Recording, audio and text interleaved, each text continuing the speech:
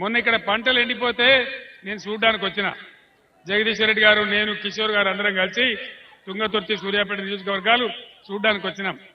కేసీఆర్ వస్తుండనగానే కాలువల నీళ్లు ఇడవాలి, కేసీఆర్ రెడ్డికి వెళ్ళిపోగానే మళ్ళా నీళ్లు బంద్ చేయాలి. ఈ నాటకమా? ఇంత ఘోరమా?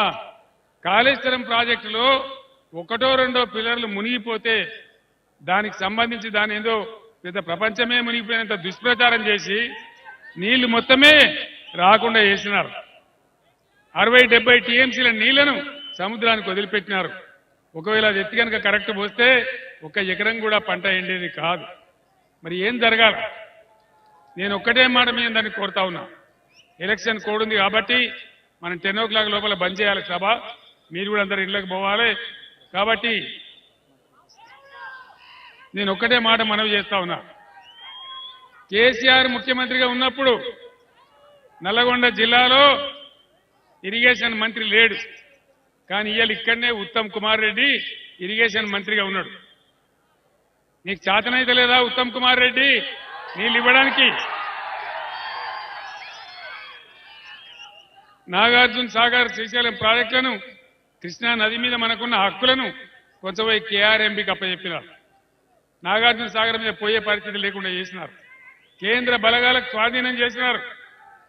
ఈరోజు ఆంధ్ర వాళ్ళు నీళ్లు తీసుకొని పోతా ఉన్నారు. టేల్ పాండ్ ప్రాజెక్ట్ నుంచి కూడా మొన్న 5 టేల్ పాండ్ ప్రాజెక్ట్ నుంచి 5 టీఎంసీల నీళ్లు మొన్న దర్జాగా ఆంధ్ర వాళ్ళు తీసుకొని పోయినారు. నువ్వు ఎక్కడ పండుకున్నావు కిరణ్ కుమార్ రెడ్డి, ఉత్తమ్ కుమార్ రెడ్డి అని నేను అడుగుతా ఉన్నా. నిద్రపోయినవా?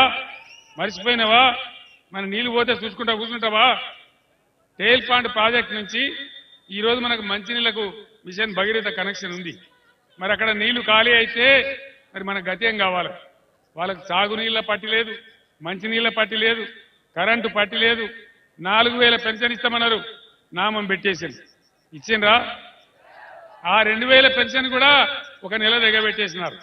ఈ విధంగా ఏ వైపు చూసినా చేనేత కార్మికులకు అప్పుడు పని కల్పించినాం, వాళ్ళు బ్రతికినారు దర్జాగా. వాళ్ళు కూడా చచ్చిపోయే పరిస్థితి చేస్తా ఉన్నారు. వాళ్ళకు బతుకమ్మ చీరలు ఆర్డర్ ఇవ్వడం లేదు. పేద ప్రజలకు రంజాన్ సందర్భంలో, బతుకమ్మ సందర్భంలో, బ్రహ్మాండంగా మనం క్రిస్మస్ సందర్భంలో పేద ప్రజలకు బట్టలు ఇచ్చి ఆదుకున్నాం. అటు చేనేత కార్మికులు బతికినారు, ఇటు వీళ్ళు కూడా బతికినారు. ఈరోజు బంద్ చేస్తామంటారు.